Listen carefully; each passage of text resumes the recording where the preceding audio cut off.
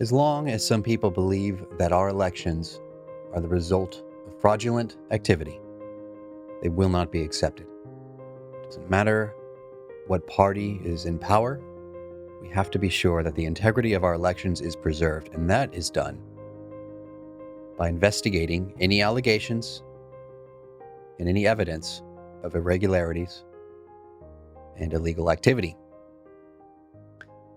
Now, there's a narrative going around the media suggesting that there is no evidence. Again and again, you hear that. The allegations thus far have been dismissed as conspiratorial at best. So this episode of Podcast Theory, what I've done, first of all, here in the corner, you're going to have a little video playing, a montage for the duration of this episode of circumstantial video evidence that supports a lot of these allegations, certainly lends credence to them. I'm also going to be going over some specific evidence that we know about thus far, as well as sharing with you an exclusive interview that further vindicates claims of fraudulent mail-in ballot behavior. Anybody who cares about honesty and integrity in our elections should be on board with this. If you are a Democrat and a Biden supporter, you're going to want to reaffirm what the media narrative projections keep insisting. And if you don't, there's really no reason for you to be afraid of any sort of recount or validation process, unless you're concerned that there might be legitimate reason for the projections to be overturned. Now, this is particularly ironic and frustrating for those of us on the right, or left or right of center, anyways, because we had just endured 4 years of President Trump being hounded with every kind of conspiracy under the sun. Do you remember the Russia hacked the election narrative? That started, I think, right before even Trump won the Republican nomination. Russia hacked the election. Russia hacked the election. For 3 weeks, that was all you heard on the news. Why were they saying that?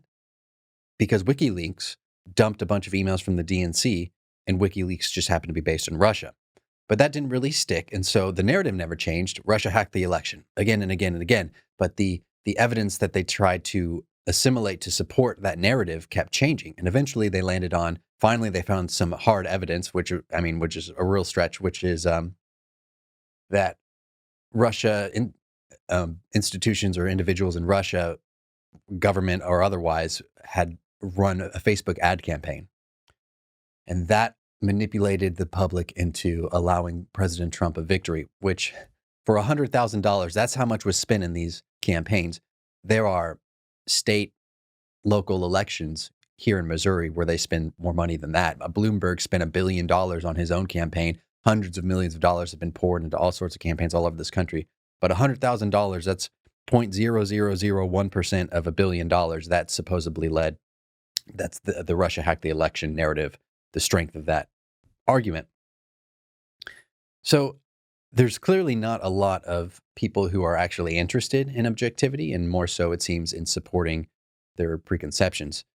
So hopefully after the end of this episode, at least you will know for sure that there are hard facts, evidence to support at least the allegations and certainly the illegal activity.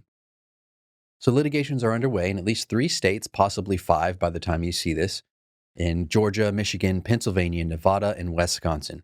In Georgia, currently now there is a hand recount underway, and I know President Trump wants the same in Wisconsin and Michigan. We may get the same in Pennsylvania and Nevada. So here are the contentions being made to support allegations of foul play. There are deceased people voting. We'll explore that. There are ancient people voting, people who definitely don't live that long. Software bugs and discrepancies in voter registration and with the USPS. Okay, in Pennsylvania, I'm sure you heard, mostly in Philadelphia, Republican poll watchers were denied access. And this is a strange thing, because it's exclusively Republican poll watchers that were denied access. There was an appeal to the court that was made, and it was ruled in their favor, at which point the election officials in charge promptly ignored that and still continued to refuse to allow Republican poll watchers access, at least close enough to be able to verify anything. Which begs the question, why? Why not have poll watchers validating the process, and why specifically were Republicans forbidden? And this is a question that the media refuses to answer. If investigative journalism was alive today, then surely we would see effort from them exploring this. It's strange to me that the narrative coming from the media is that there's no circumstantial evidence, yet me, one guy with a few days during the weekend and some evenings, is able to procure quite a compelling amount. How is it that these investigative journalists have utterly failed? Well, it's not because they failed, it's because they don't want to. They have an agenda, just like we saw with the Russia hack the election narrative. It's their job to serve as the propaganda wing of the Democrat Party. They're going to perpetuate a narrative and say it again and again. For example, that Biden has won when he has not. It's a projection. We won't know who's won until all of the litigations have resolved. And anything that challenges that narrative is seen as an obstacle. So there's nothing journalistic about it. There's no journalistic integrity. They're certainly not honoring the journalistic creed. A Pennsylvania court ruled today that there were ballots not to be counted thousands of them, because they were missing the required ID. In Pennsylvania, voter registration reports at least 2,000 people over the age of 99 years old cast ballots this election. Some of those people were over 200 years old. Now, researchers in Pennsylvania, independent researchers, discovered that there were 20,000 absentee ballots. So this is in support of the irregularity argument. 20,000 absentee ballots that have impossible return dates.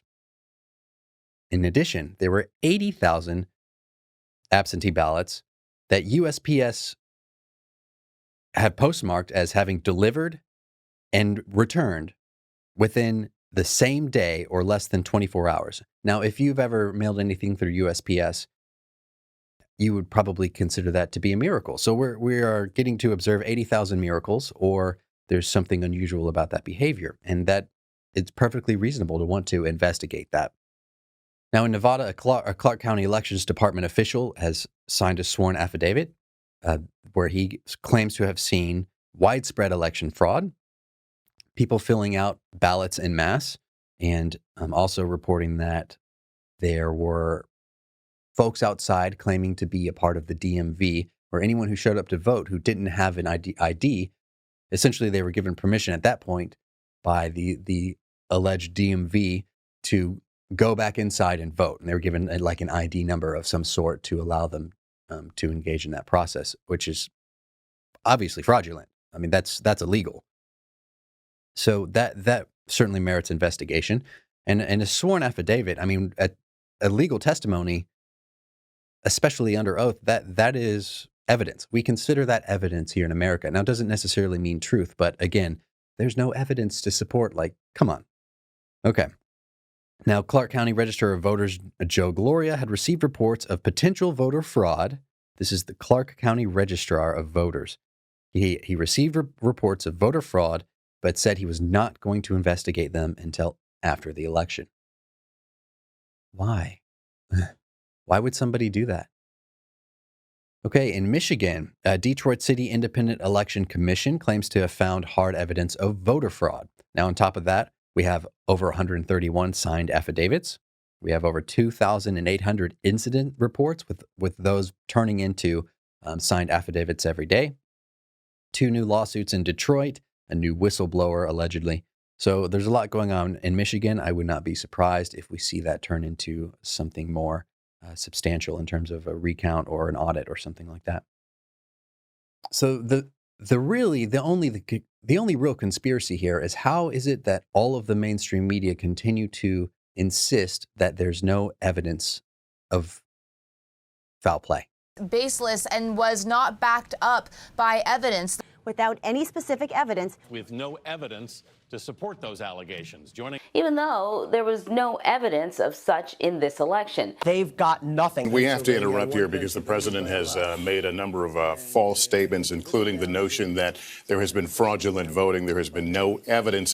There really isn't evidence of widespread voter fraud, right? But that's what the courts are there to determine. We found evidence, certainly, of voter fraud with the 200-year-old people voting, that sort of stuff. That's voter fraud, right? But there's always voter fraud in every election. So trying to figure out if it's what the magnitude of that fraud is, and making sure that we have as close as we can to honest results is paramount. And pretending and perpetuating a narrative that contradicts that objective evidence is dishonest. And if you are in a place right now where you don't believe there's any circumstantial evidence of irregularities or illegal activity or anything like that, I would encourage you to reconsider possibly maybe diversifying your news sources, because the people you're hearing from have an agenda. And that agenda is not journalism, and it's not truth.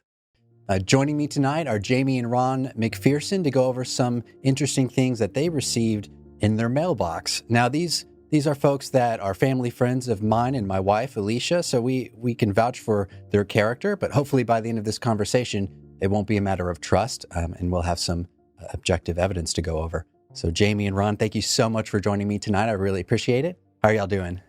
We're good. Thank you. So what did you receive in the mail?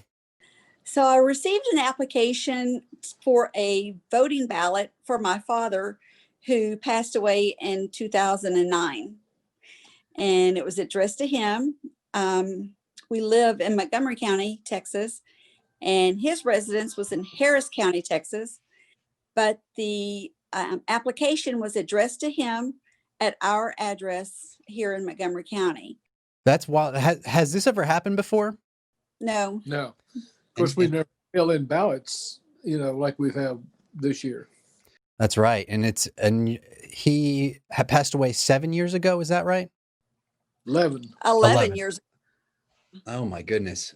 We had What's it? married 16 years by the time he died. And as far as I know, Pete never voted in any election in my presence in the family. Now, he may have voted a long time before that. Okay. He didn't have political leanings one way or the other. So we're not even sure he was really registered. I know you sent me the photographs, and I'll be able to show folks that here in the episode, but just for the skeptics out there, do you have it with you as well at the moment? A second. Oh, thanks. Footsteps you hear are hers going to get the document. All right. Well, we may have to fast forward this part during post-production. So here is let me show you the name. So here is the application addressed to my father, and it's for a ballot. Here's the back of the form. Is there any sort of verification or validation process for that? All it asks for is a signature. There is an option at the bottom if someone else has assisted you with the form for them to sign. And then it's also optional that you could have a witness. But it's optional. It's optional. Right. Great. Okay. So there's a lot of people out there speculating for whatever reason that there's not evidence to support fraudulent voting. I would consider this pretty objective evidence. What's y'all's take on this? Yeah, we were pretty surprised when we received it in the mail, and then looking it over, we were even more surprised because we thought that there would at least be some sort of verification that needed to be done, and there's not. The strange thing to me is how, in the wake of this sort of circumstantial evidence, it doesn't necessarily prove that there was fraud or that it was of a high enough magnitude to alter the election, but it shows illegal activity, it shows irregularities, certainly enough, by my estimation, to warrant an investigation in the courts. Absolutely. We agree. All right. Well, thank you so much for joining me tonight. Hopefully the skeptics out there will see this sort of evidence. Guys, these kind of folks are at my wedding, okay? So it's not just some folks I found online. It's been too long. Changed a little bit. We knew your wife before she was born, so yes, a long time. Yes. Oh my goodness. Well, thank y'all so much for joining me. I appreciate y'all going on record with this, and hopefully it shed some light on the issue for some folks. All right. Thanks, Good Neil. luck to you, Neil.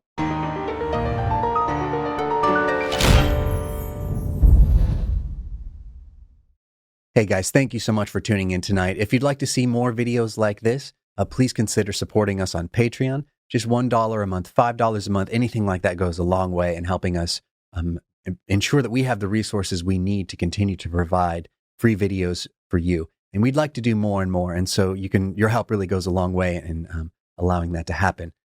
Please subscribe to our YouTube channel, hit the bell icon to receive notifications, and share on social media and all that good stuff. But yeah, we'll see you next week. Thanks.